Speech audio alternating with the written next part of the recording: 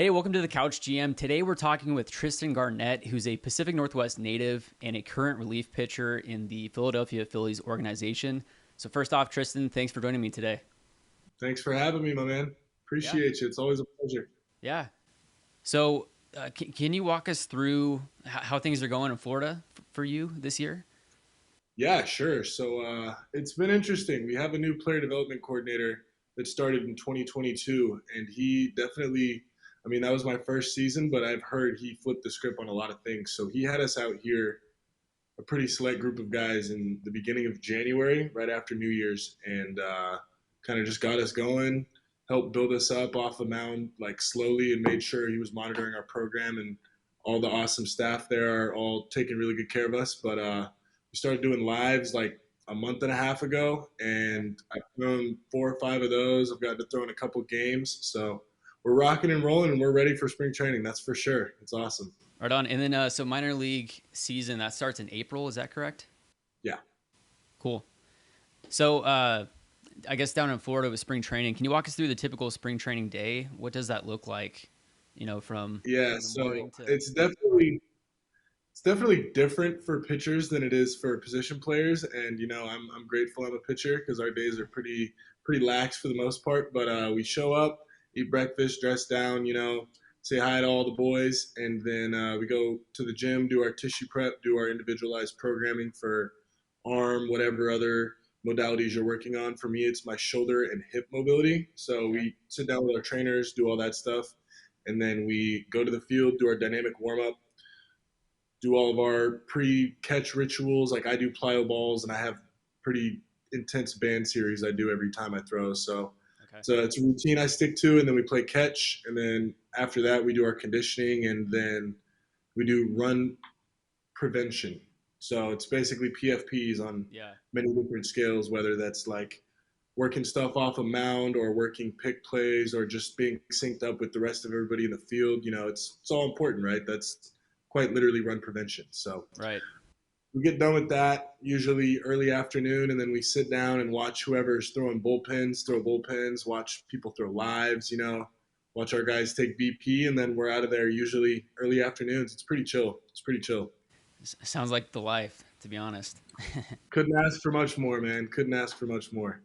So, how many days a week do you throw a bullpen, or how many days a week do you do live ABs? So we have been on a progression of usually getting off a mound twice a week. Okay, And what that looks like depends on where we're at in our programming right now. Myself and a couple other guys are all on a deload. So we're taking it easy this week, but that's because we've been built up. But typically it would be a bullpen and a live, or two lives, or a live and a game appearance. But it's every third day is typically what they've been running us on. It's enough to get your work in and yeah, feel pretty accurate to what it's going to be during the season. But it's also very early, so there's no reason to really push down on the gas 100%. You know what I mean? right. We got a long year ahead of us, so it's about sustainability in this industry. Do they try to get you to do a back-to-back type day or work by the end of spring training, or is that once you get into the season? I think that's more once you get into the season, and I mean, there's exceptions to that. If you get asked to pitch in a big league game, obviously you're going to do what you got to do, right? Right, Like that's exactly accurate to what it's going to be in the regular season. But right, the level I played at last year, they were pretty adamant about not having guys go back to back nights, just because you don't really do that until you get to the high levels, anyways. But where I'll start this year, ideally, it will probably be you got to be ready to go whenever they tell you to out of the yeah, pen. And it's just that's how it goes, right? You be excited and you take care of yourself, and your body usually treats you well. So for sure. there's always a little bit of adrenaline going into games, no matter how many times a week you pitch. So that'll I always bet. kind of spread a little bit. Yeah. So, have they communicated with you at all? Kind of where you're going to start out, what your plan is for the year? Or is that So later they on? don't really tell us that till the end of spring training. Yeah. But I mean, I would like to think that I'll probably finish where or start where I finished last year if all goes according to plan. And I finish spring training, get through it healthy, and body's feeling good. I can't imagine that I wouldn't go back to Clearwater, or would go back to Clearwater, excuse me. But yeah, I mean, for me, it doesn't matter what level I'm at. The job's still the same everywhere I go. So you just embrace what their plan is for you, and try to kick ass. And my goal is I'm more focused on where I finish the season. You know what I mean? Right. Because it's no matter what, No, for sure. it's a long road to the big leagues. So it's really more about where you finish. But yeah, it'll be exciting regardless. You know, Yeah, all you can do is just try to get outs when you're in and see where it takes you. that's it. The job doesn't change no matter what level you're at. It just gets more and more expansive, right? For sure. So let's get a little bit into your background. So you grew up in Portland, Oregon, if I'm not mistaken. Correct. You went to high Correct. school, and can you kind of walk through? I'm curious about the recruiting process, what that looked like for you moving into college, and then if you could just walk us through the different steps.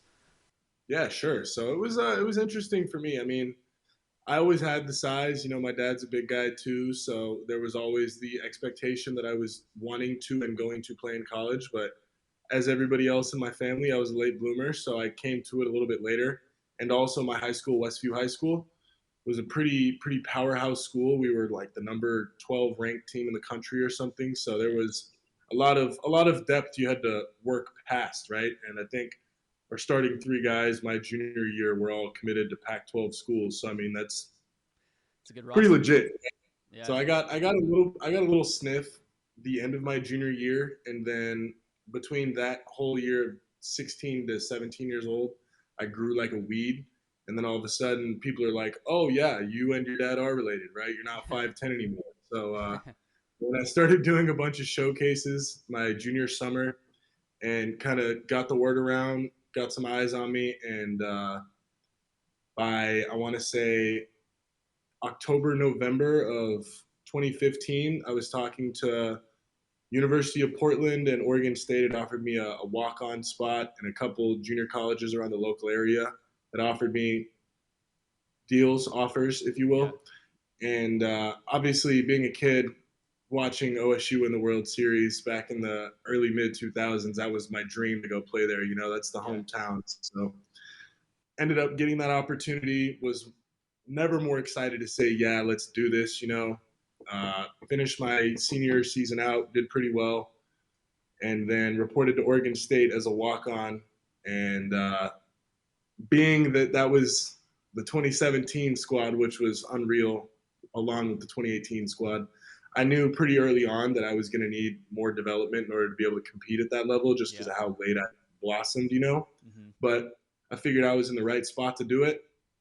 You know, that's baseball university there, man. Like you, even if you don't really know what's going on when you get there, if you pay attention, you catch on pretty quickly. So it was a very cool experience that 2017 year. I just lived in the gym, ate freaking 7,000 calories a day. Man, It was baseball boot camp. You know, they basically told me you need to grow out a little just bit pack before on you're weight. ready.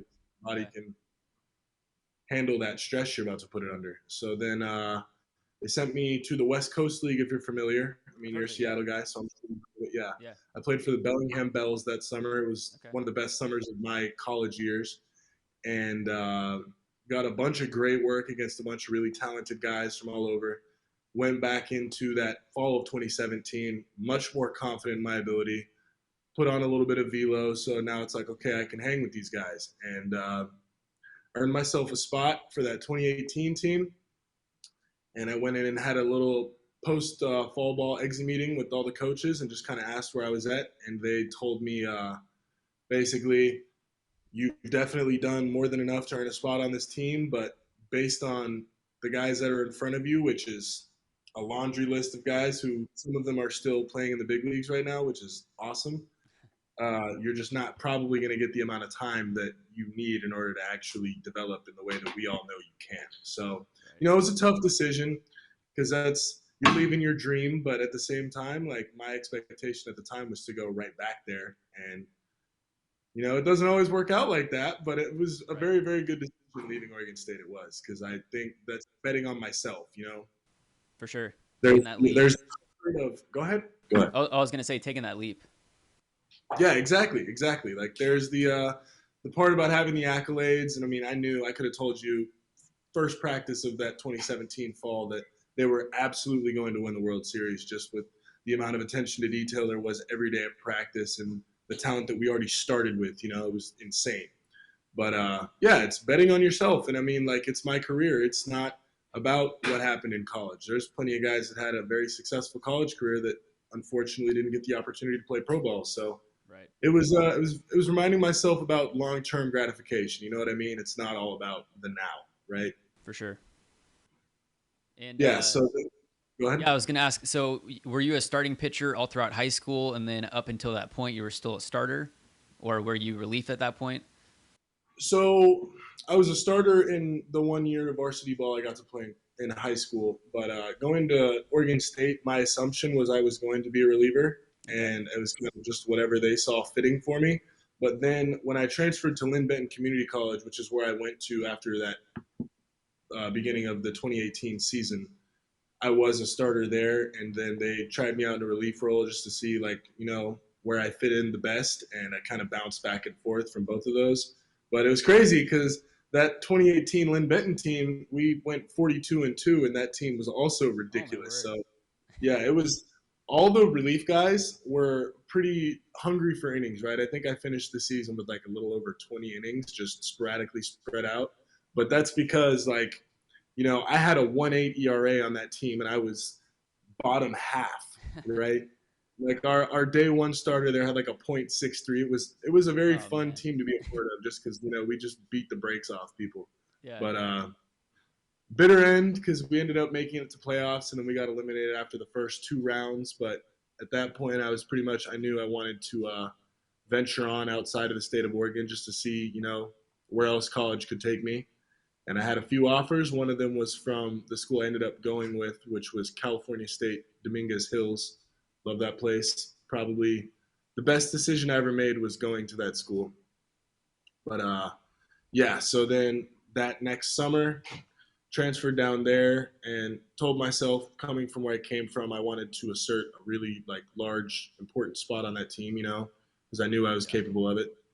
And I was a starter both years I was there. Okay. Yeah, I was looking at your stats and your innings, and that's why I was okay. So you went back to a start at Dominguez Hills, and then by the time you graduated, did you start out? Okay, so walk us through, yeah, your time at Dominguez Hills, and then after college and the process of. I'm really curious of what it looks like to find an agent, hire an agent, that type of thing. What kind of support you have, and then moving into finding a team, trying out, signing with the Phillies, what that looks like. Absolutely. Yeah, it was definitely a different path I took, but it got me here. So I'm very grateful of it. Yeah.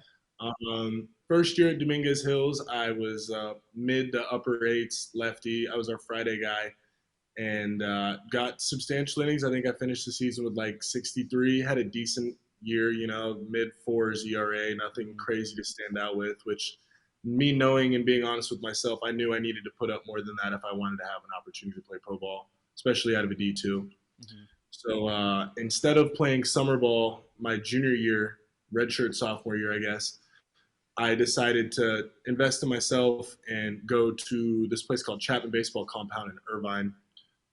All praise to those guys. They are doing something super special there too. It's awesome. But pretty much just threw all my eggs in one basket and said, let's see what we can get out of this, and did the whole weighted ball program, Yeah. and it showed results. I came back that next fall, popping some low nines, popping mid nines. So it was okay. Now this is actually a reality, right? And I talked to a couple teams from the previous year and said, hey, my velo's up a little bit, and then went into the 2020 season pretty confident. Like if I go and do my job, then things will work out the way they should. Yeah. And season was going pretty decent, and then obviously the whole world ends in March, and Right. now it's, well, crap, what's going to happen next, right? Like it's not just me, but this sucks, right? The 1 year that I'm draft eligible, all of a sudden that opportunity is not even a thing, and the draft gets cut to 1/8 of what it normally is, Right. you Right. know. So it's just being adaptable. And I told myself, you know what, not really a big deal. Maybe it's just time for me to get even bigger and come back stronger to, command more presence on the mound. And took it as an opportunity. It ended up being probably one of the better things that could have happened to me, because now I don't have to worry about school and going to practice, and also the element of I have to go compete. So the things I'm learning, I can't really apply other than in a bullpen without having consequences of maybe not being able to have full feel for what I'm doing. Yeah. So instead of worrying about pitching, I ended up just getting on a mound twice a week and literally just trying to throw a baseball as hard as I could and teaching my body how to do that. Like I said, probably one of the best decisions I've made for my career. And came back 2021, still wasn't sure we were going to have a season, was going to classes in the fall, so it was kind of odd. And they canceled the season in November of 2021. And so now I'm thinking to myself, well, crap, how am I going to showcase myself?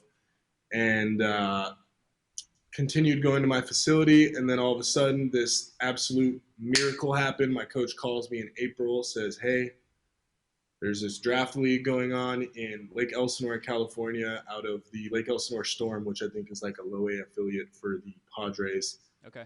They're out of their old stadium. There's going to be 10, 12 scouts there a weekend. You know, you're a big lefty. We totally believe in you. Go there, do what you do, and go earn yourself a contract. And I'm okay, cool. This is my being now, right? This is what I have to do. This Yeah. is my shot.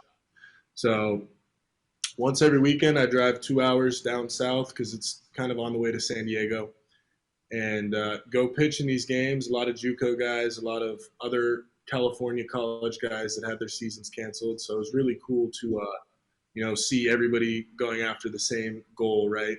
And it was very competitive. But yeah, by the way, that's called the BRG Scout League. In case I didn't say that. BRG. Okay. So thankful to those guys for giving me that opportunity. I know they had quite a handful of other guys get picked up and get opportunities out of that league. So they're doing what they want to do, right? That's exactly what they want to do.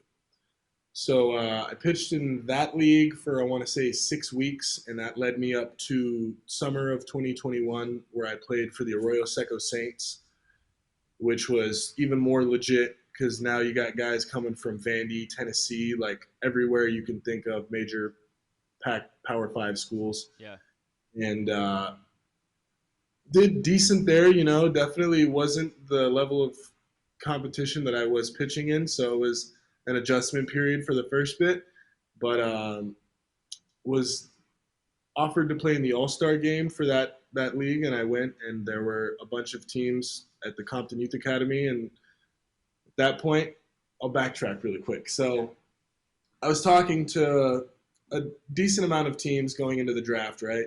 I went to workouts for quite a few of them, and there were some that I could tell were severely, severely interested or seriously interested. Yeah. And got a phone call on the draft on day 2, told I was going to get picked in the 10th round. And, I'm coming to terms. I'm like, holy crap, this is happening. I talked to the guy who I will introduce as my agent after I'm done with this story.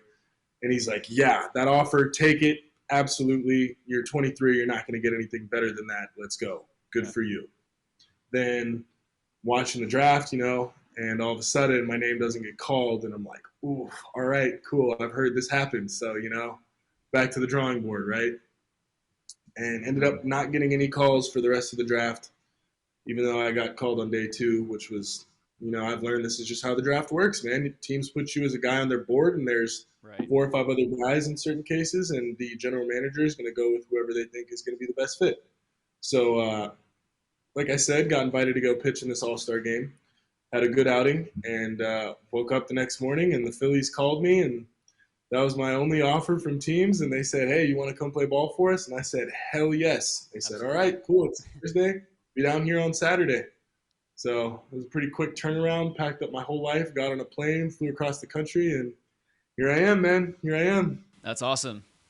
No, yeah, that's crazy. I mean, your life is kind of put on pause. In 2020, you don't know what's going to happen. You only were able to get in 6 games. It looks like that year before the season was canceled, and Right. then you're just kind of doing whatever you can to get that opportunity. So that's cool to hear. The grind of what you had to go through and that opportunity that you have now. So that's exciting. Character building, man. Character building, For sure. Not going to be a fairy tale for everybody, but I got a foot in the door, and that's all I can ever really ask for, right? Right. So you graduate college, or you finish out college. So how did you find the agent? I'm curious about what that looks like. So, once again, kind of crazy how this all ended up happening. So, I'm sure you're familiar with Pitching Ninja, right? Oh yeah, yeah.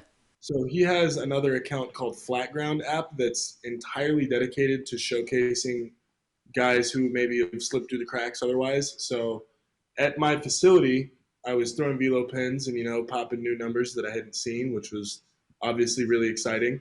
And so I started putting it up on Twitter, tagging them, following the whole column of things you Yeah. need to do in order to be correct. He has like an entire list of things you need to list in order to be qualified to be reposted on his account.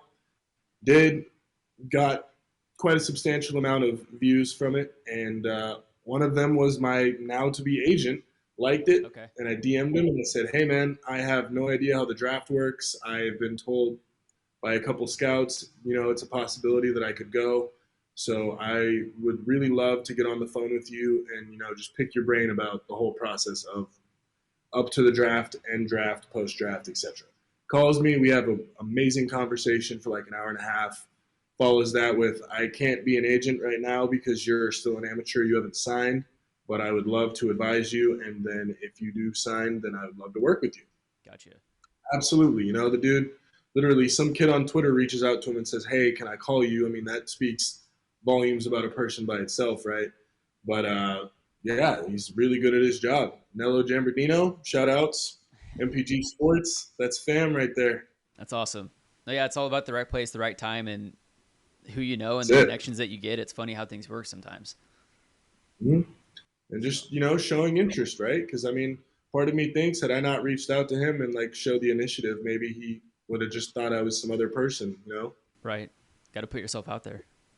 That's it. That's it. So that I mean, like that's for whoever else sees this. Like I will tell you, people may make fun of you for it. They may say it's corny or played out or whatever. But like, if you want an opportunity, dude, showcase yourself on every platform you can. For Don't sure. care what people think because it just takes one set of eyes to say we can work with that. Absolutely. That's great input.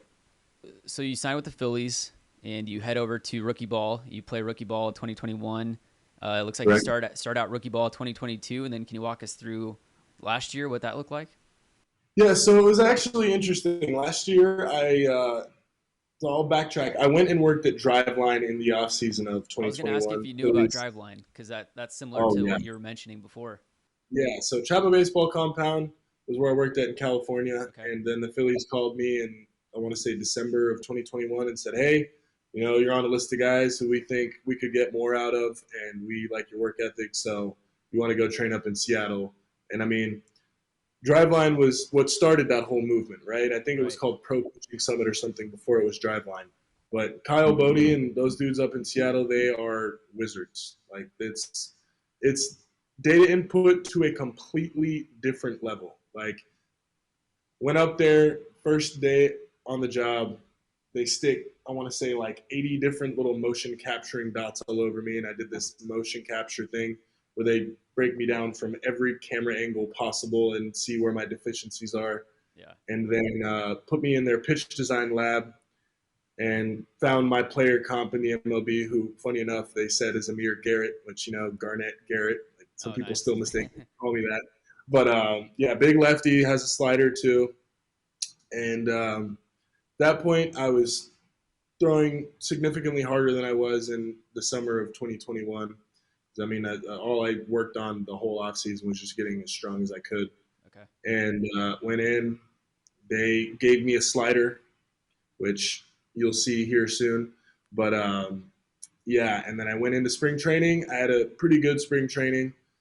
Broke camp with our low A team, the Clearwater Threshers. And my first outing, I had a little setback. I had like this thing called a sternoclavicular ligament strain, not a sprain, because sprain is torn.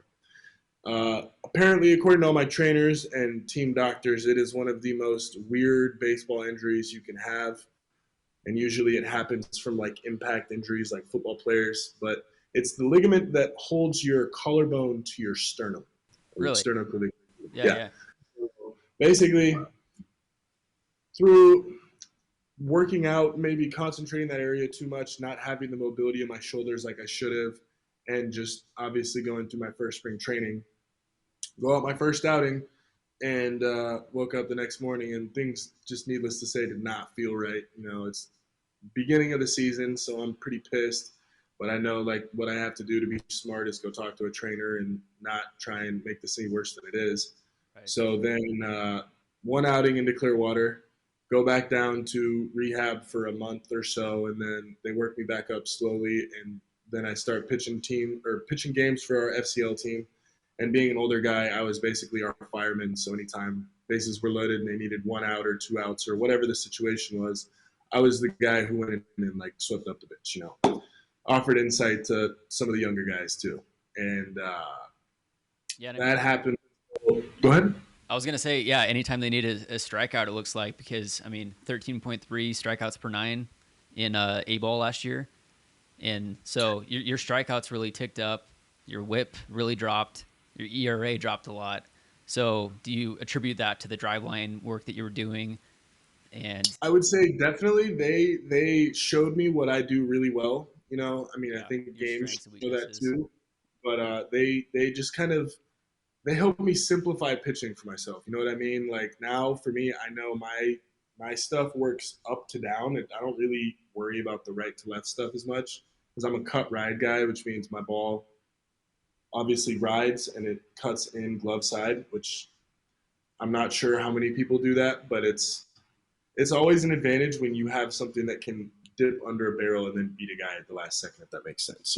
So you said your fastball cuts and rides Yeah, so basically it comes out of my hand like this and kind of just does this to right-handed hitters, comes in on them. up and in. Okay, Exactly, exactly. So my only real target intention when I'm pitching is just if I'm trying to stay in the zone and stay competitive to attack a guy pre 2K, then I'm throwing it through my catcher's face mask or his visor, and then when I want to extend up with my fastball, I throw it through the umpire's face mask. okay, Which I have a very very high arm slot. I'm a big guy, but also I think I'm like 6'10", 6'11", so oh I'm man, pretty straight over the top. yeah, And what I've been told by hitters and my coaches is that like that angle coming down when it flattens out, it kind of deceives hitters and they can think it's going to come lower, and then last second it just they swing right under it. that makes sense. Yeah, but I mean, I've always known I had a decent changeup, but they showed me where to throw it in order to have results, whether it's to lefties or righties. And I got a ton of confidence with it over the offseason. And obviously, that third pitch, I mean, it's gotten tremendously better than when the Phillies initially tried to teach me a slider in fall of 2021. But it's definitely still my third pitch. You know what I mean? Like Right. I know my strengths, I know my arsenal, and I'm very, very glad I've gotten to a point where I have confidence in it that I can throw it for a strike or in a plus count to get a guy out. But Yeah, I just know with the ride on my fastball, the changeup just plays way better off of it. You know what I mean? Because that's really the only pitch you can throw that is identical spin to a fastball that hitters can't pick up. So yeah, you got something that you can have confidence in that is considerably slower than your fastball. Why would you not go to that? for sure. So yeah, let's get into your pitch grips. So you got a four seam fastball. Yeah, so I only throw a four seam. My whole life, I threw it with my finger on the side of the ball, and then I don't know what changed in my brain. Watching big leaguers, you see a lot of guys hook the thumb under, and I Yep. felt like that immediately gave me more seam to rip off of. And I feel like this could cause a little bit of inconsistency as far as movement for me, Okay. especially now that I know I'm trying to just go up with it. Hmm. But like I said, I have cut rides, so it's not true 12 spin. I'm not sure if you know what spin degrees are Yeah. or spin 12, angles. 12.6. I think my fastballs at like 11:30 to 11:15, so it's Okay. pretty cutterish. But I mean, I feel like when I go to the left side of the plate, it stays up a little bit more, and when I kind of go to the right side of the plate and get across myself, that's when I get that real cut movement. But Yeah. you know, it, So it, go ahead. yeah, I was gonna say. So I noticed you grip the ball with the horseshoe towards your body. Have Yeah. you tried throwing it with the horseshoe moving out? The reason why I ask is because in high school I held it like you do, and I Hmm. actually got cut on my fastball too. But Interesting. now I hold it with the horseshoe on the outside, and it's more of a straight action. So Hmm. that's A little bit more run. why you get that cut. Yeah. Yeah, no, that's interesting stuff. That's definitely something they dove into when I was at Driveline. Like I was playing with a bunch of different colored balls, like basically my initiative because I did cut a lot. was to split the ball in half and try and think even finger pressure. But I don't know. What I've noticed for pitchers, it's really just what you're the most comfortable with, For and sure. that could vary when it changes throughout time. But yeah, I mean, I've definitely tried a bunch of different things in catch play, but this is usually the horseshoe facing outwards is usually what I like to get because Oh, you definitely personally, want the cut.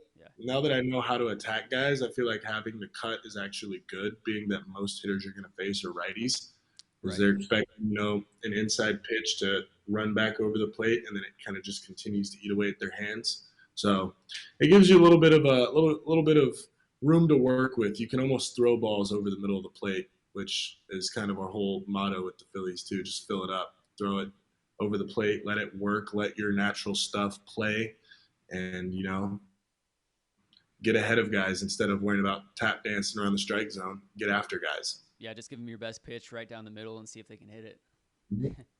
Exactly, because you'd be very, very shocked to know like what different batting average numbers are in counts. On an 0-0 fastball, a hitter has like under a 170 batting average on a fastball middle. Really? That's not even like to one side of the plate or the other. Because if you think about it, most of the time hitters are going to want to see pitches, right? That's their Right. job is for themselves and for everybody else on the team. They want to see a guy throw as many pitches as possible so they can get a better strategy to attack them. So if you can just fill it up, let's fill it up with the P, right? But For sure. yeah, just fill it up, and then the other initiative we have is finish them. So fill it up, kind of just I feel like initiates pre 2K, just flooding the zone with strikes, attacking because I feel like that intimidates guys when they know someone is just blowing the strike zone up. They're gonna have to force contact. But hitting is hard, right? Hitting is really hard. And I don't think people give that enough credit. You're trying to hit something that's most of the time over 90 miles an hour flying at you with a wood cylinder. Right, hitting a round ball with a round object or round bat, right? And Exactly. I think the MLB league average was somewhere around 250 last year. And Mm-hmm. yeah, like I mentioned over the phone, if you succeed 3 times out of 10, you're probably an all star as a hitter. Exactly. So Exactly. That that's the hardest speaks thing to how much to do in failure is in sports. this game, right? Yeah. So you got that four seam, and when you're throwing that, you're just focusing on ripping down on the ball. Yeah. So I mean, I really think like snap through with my fingers at the very end, and that's what creates that backspin. Mm-hmm. But through years, I had a pretty long arm path back in the day, and now it kind of I just rotate through my scap. But like I said, I'm pretty over the top, so like my release height is or my release is pretty much from about here. Man. So I'm naturally gonna get that right anyways. But yeah, just throw the crap out of everything. That's what I've learned. The harder you throw stuff, typically, the easier time you have directing it, if that makes sense. Like if you Right. talk to a lot of pro guys, they play catch, and for relief guys, I should say specifically, they usually don't get out past 120, and they're more just focused on keeping the ball on a line and just keeping that good backspin on it or whatever their spin degree is. You know what I mean? Right. But yeah, and then off of that, I throw. This is my slider grip right here. This is Okay. the Phillies kind of taught me it, and then the driveline facility I worked out at gave me a little bit more insight as far as just where to place my index finger. But if I want to get a little bit more depth on it, I throw it around this U of the horseshoe. And if I want it Okay. to be a little bit like an earlier, not necessarily get me over, but more of like a cutter slider action Yeah. where it's a little bit harder, I throw off of the two seam right here. Okay. And I mean, you probably have seen like with all the pitching ninja videos, there's a lot of guys that throw this spiked slider now or Yeah, and there's spiked curveball there's so many like different ways this. to throw it. Yeah, it's interesting seeing what works for different people. No doubt, yeah. So I mean, like I know everybody's all oohing and on over the horizontal slider, which a lot of guys throw like a football essentially like this, whether it's off of the inside of the two seam or outside or inside. But I've tried that, just for experimental purposes, and I've just learned that with my arm angle, I need something that is almost a little bit more like bullet spinish. And then if I turn it over a little bit more, it's pretty much just like a hard curveball slurve, if you will. Yeah. But yeah, it's very, very interesting how just moving your fingers that much can create such a different result on the ball. You know what I And then have you tried mean? around the horseshoe like that? Yeah. Oh yeah. Yeah. My roommate actually throws his slider just like that, and he's got the Okay. filthiest slider I've ever seen in my life. So I know it works. I know it works. Yeah. um, yeah, and then the bread and butter, the baby right here, the circle Circle change. change. Yep. So Okay, so I you hold it semi between like a four seam and a two seam. It looks like yeah, it's kind of a hybrid. It's almost like, have you heard of the one the one seam seam. seam shifting sinker Yeah. like this? Yep. So I pretty much take the ball right here. I wrap my index finger. I'll show you guys right here, Okay. and wrap it around this U, and then I try and thread my middle finger right along this seam right here, Okay. and I'm pretty much entirely trying to throw the ball off of these two fingers. Okay. So I push down, give myself a little brace with the thumb, and the key with a good changeup is just matching arm speed, because they're Right. all going to be slower than a fastball no matter what.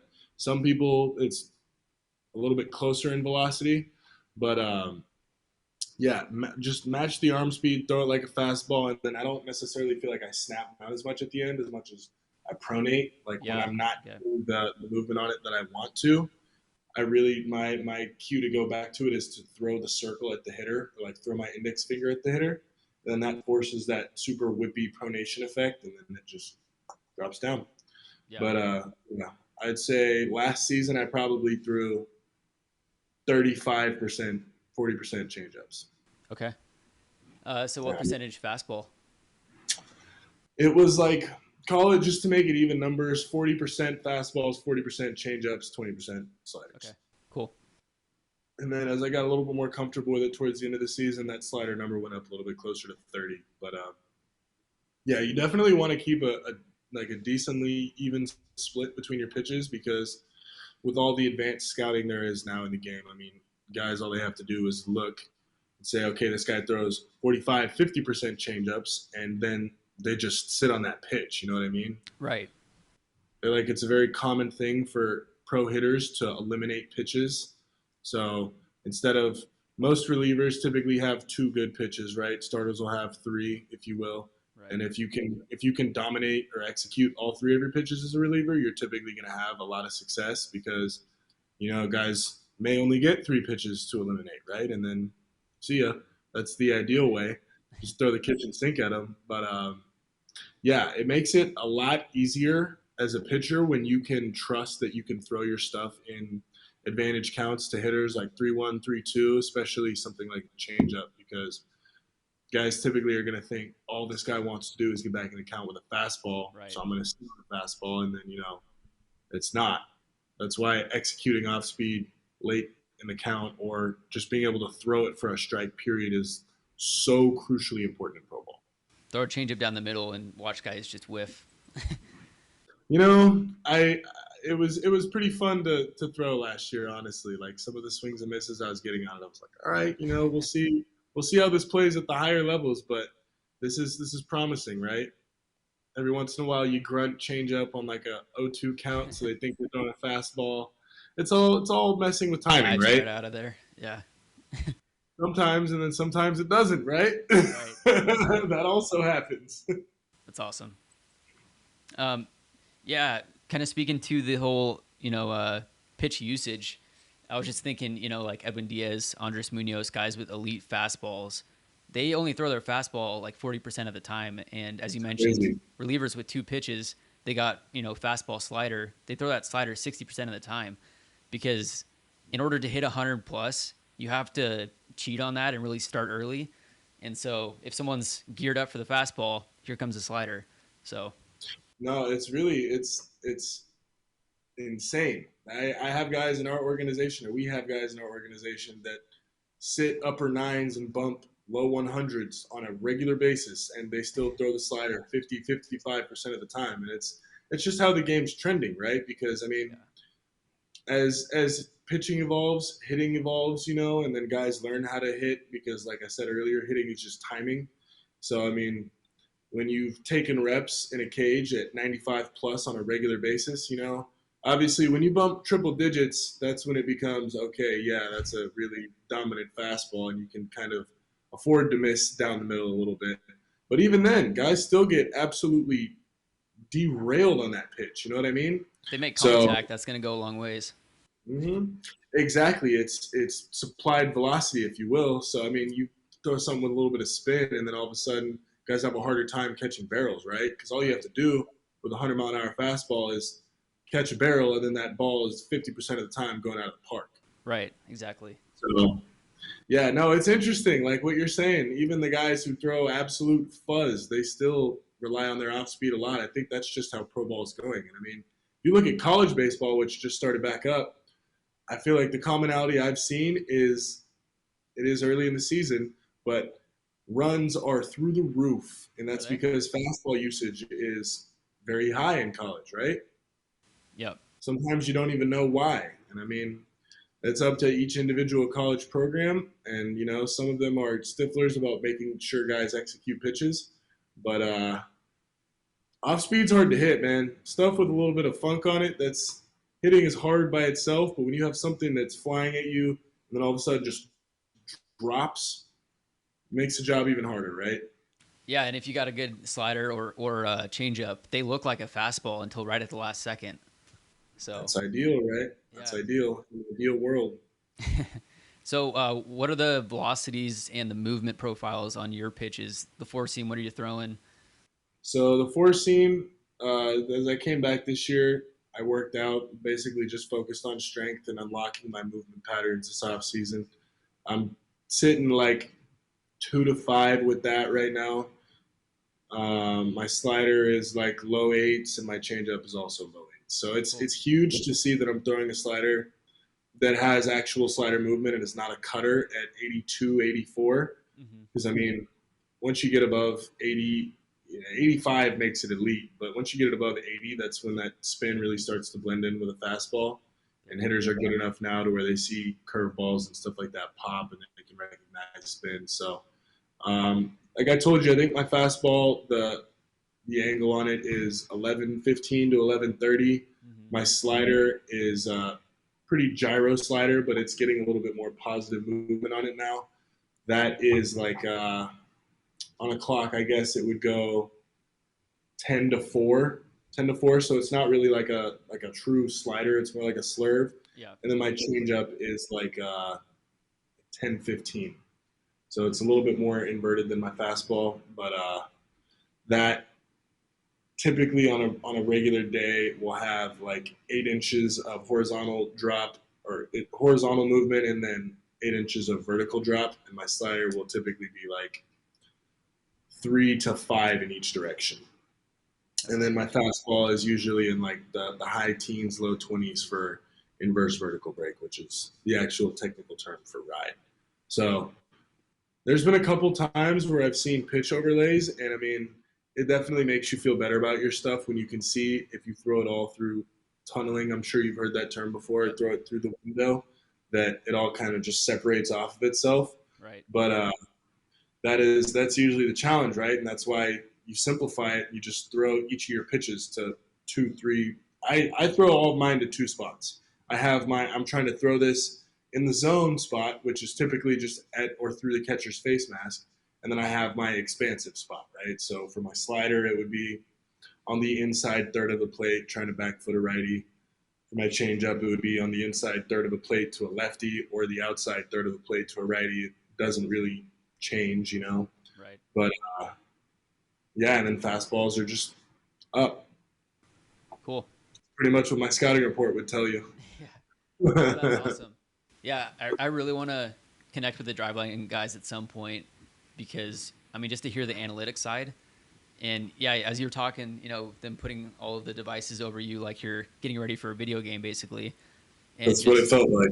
yeah, completely understanding the science of it. Because yeah, with your body type, where you're throwing the ball, the profile of your pitches, it's just very fascinating. And like I mentioned before, pitching really is an art because there's so much to it.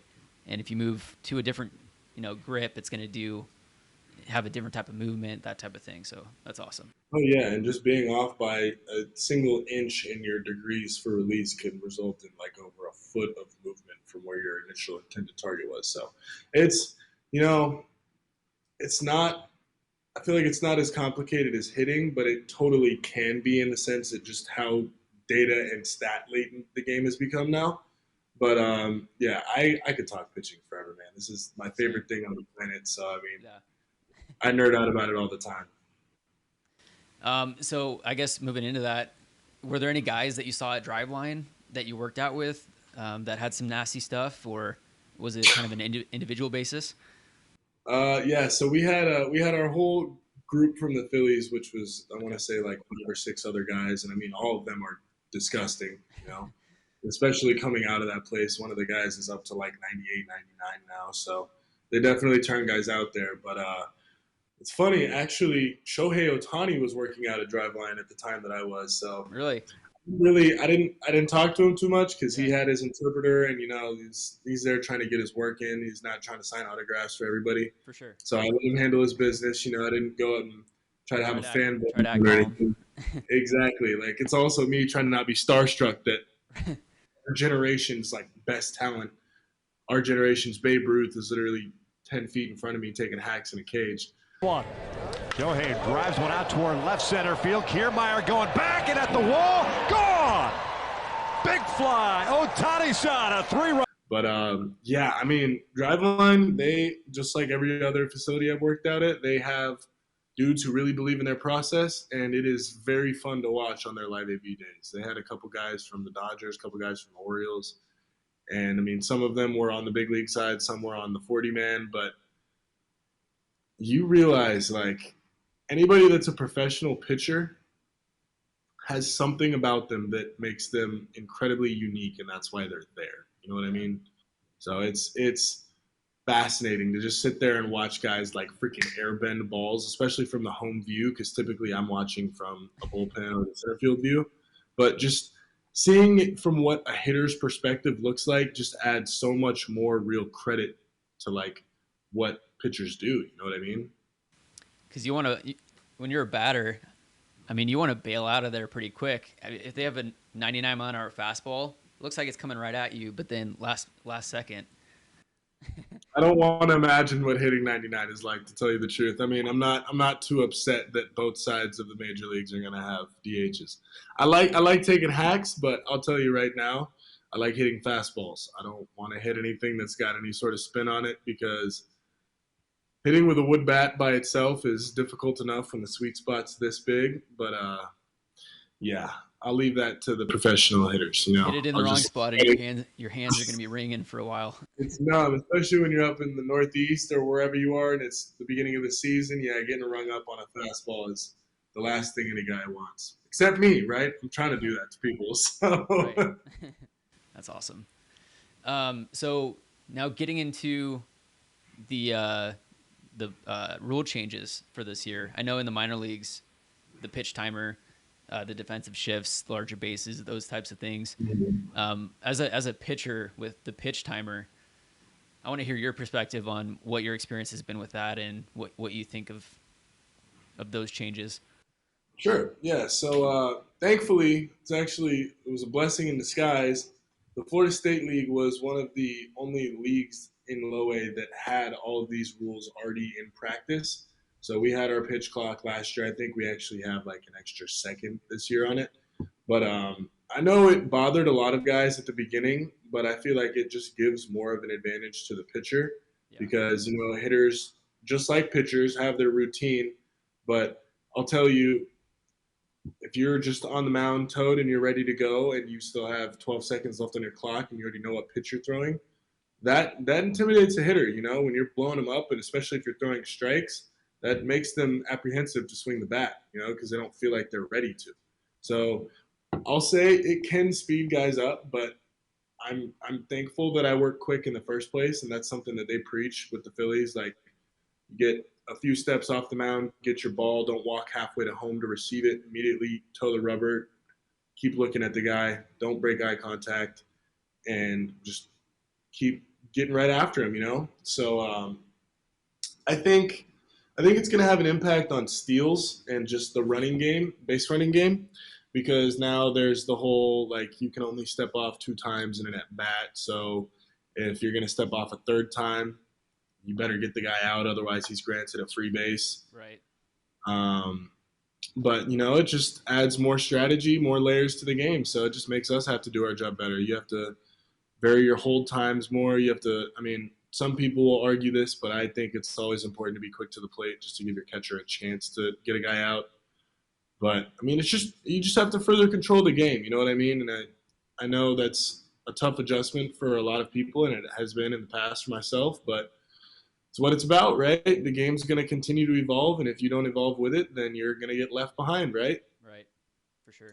Bigger bases. I mean, I think it's a few inches bigger, which I am fully on board with. Just being a guy who has to go over to first base, and you have to share base with somebody who's running actively trying to beat you. Right. You know, you're on the base at the right spot. Typically, you're not going to get stepped on, but I feel like that just gives you a better chance to not get stepped on. I know they're going to implement ABS, which is the automatic strike zone at the higher levels. I'm sure that will probably never make it to the major leagues because then that takes away an umpire's job. But you never know. You never know. Yeah, with the automatic strike zone, they would just be there for show. I heard that they have an earpiece in, so they're basically just there, doing whatever it tells them. But yeah, we'll see if that gets there. We'll see how much longer Angel Hernandez has a job. I don't know if you know right. what that is. Right. No, I mean it was cool to have in Lowe though. Like there were a lot of guys that didn't like it. I got absolutely bailed out a couple times because I'm a high arm slot guy. So there'd be times where I would completely not cross my catcher up, but he'd be set up top, and I would miss low, and it would just clip the zone, the automatic, and then everybody in the house thinks it's a ball, and then all of a sudden. Building off that also, I feel like the approach for pitchers would completely change. Instead of trying to really fill up the zone, it's like they're just trying to get creative with it, and if they nick the strike zone, then it's going to be called a strike. So, oh yeah, no dude, and I know hitters would raise hell if that was a thing. Yeah. But it was interesting too because there was with the ABS there was also a challenging rule. So I think a team got 3 challenges tonight, and if you were correct on the challenge, then you were awarded it. But like in tight situations, there'd be games won or lost by a freaking challenge, man. Like there was one of the first series I was up there. We had bases loaded and 3-2 count. Guy gets walked in to tie the game up, and then they're all freaking out. And then we challenge it, and it ends up being out. So it's like it's weird. Like the momentum of like a normal baseball game where umpire will punch a guy. Well, now there's like an aftermath to that, right? It says, okay, let's see what the booth actually says. So it was interesting. I personally think, although it definitely benefited me at times, I think the games are better off being called by umpires, and I think that adds the human element of it. Because there's part of catching is buying your pitcher strikes, right? Deceiving the umpire because you're so damn good at your job, right? It's framing. That's a whole thing in catching now. And I feel like it can still help, but to a point, right? Like now you only don't have to deceive the umpire, and you can't really deceive a robot because it's calculated to each hitter. So I like what they're trying to do, but I think that rule is going to be one that probably stays in the minor leagues. You know what I mean? But you never know. It's all subject to change, and all we can do is adapt to it, right? Right. And that's my concern with the pitch timer is that it can really have an impact on the game. If in spring training there was a game that ended on a pitch timer violation, and it was a debatable call. So I really hope that they figure out a way, whether it's late innings or in the playoffs or what have you, to reduce the impact of that, because it can change the team's season if one of those is called. So absolutely, and I think that was a decision made for the viewability and the fan base of baseball, because I'm a baseball player, so I love watching games because I can kind of put myself in the mode of whatever's going on the field. But I want to say average baseball game time at a big league level is probably anywhere between 3 and 4 hours, depending on what the game looks like.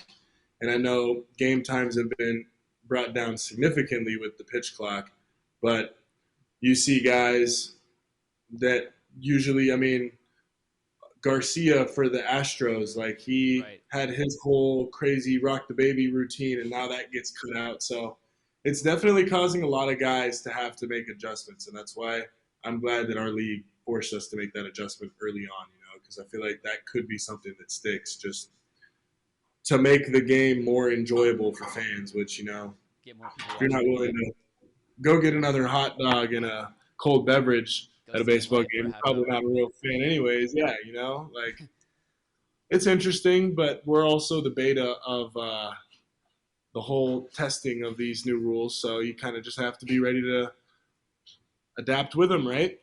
Yeah, for sure. One more question before we get out of here. Let's see here. Do you have any minor league, any stories where it's like, this is the minor leagues? Like a 12-hour bus ride or. I'll say this. It's gotten a lot better since I've been in the minor leagues. I know I'm very grateful to be in the organization I'm in. They take really good care of us. But thankfully, I played in the Florida State League, so our bus rides were never really any longer than like 3.5, 4 hours, and you get an overnight. So you get to check into the hotel and then you play the next day. But I heard in the South Atlantic League that there were some bus rides that were like 10 hours and they would show up. They'd drive through the night and then they'd have a game the next morning. I'd heard from guys who'd been there for 4 to 6 years, like, you don't know how lucky you are that we get catered meals now after the games, before the games, because before that, all we would have is peanut butter and jellies. Like, they'd have 2 or 3 loaves of bread, a couple jars of peanut butter, a couple jars of jelly. But yeah, like, minor leagues are definitely on the come up. I'm sure you and whoever else is watching this has probably heard that minor leagues is partnered with the MLB Players Association, and Right. I know they're fighting tooth and nail right now to get us everything that they feel like we deserve. And I mean, I was grateful to be playing professional baseball in the first place, but now that the conditions are getting considerably better than they have been, it's only on the way up, and I'm sure it's only going to get better increasingly every year. So it's just exciting to see how this whole big array of things unfolds. You know what I mean? For sure, watching the game develop. And yeah, as I mentioned, there's so much money in the game. If one small fraction of that is spread across the minor leagues, how much better would the minor league conditions be? So I'm excited You're to see not what wrong happens. about that. You're not wrong about that at all. But all we can really do is just keep doing our job and take the updates as we get them from our Players Alliance and let them absolutely go to war for us, because they're not settling for anything. Like, it's crazy the updates we get. You see, that's constant back and forth. No side wants to budge, and we definitely are not budging on it. So it'll be really exciting, and I'm sure there'll be news that comes out here in the next month or so before the season starts about what the finalized season looks like. Because honestly, minor leaguers don't even fully know yet. But we know that there's a lot of things going on behind the scenes. So Yeah, very, very thankful that unionization happened. You know what I mean? for sure. Yeah, well, Tristan, again, thank you for your time. I really appreciate it. I could talk for another hour, but we'll save Absolutely. that for another time. Yeah, for sure. But yeah, best of luck this season, and I'm looking forward to seeing how you progress, and hopefully soon see you up in the show. You know what? I'd like that too, but I appreciate you having me on, Connor, and I hope I get to talk to you here again soon. And go Phils, baby. Go Phils. Yeah, go Phils. All right, man. Thanks again. Yeah, you take care. All right, see ya.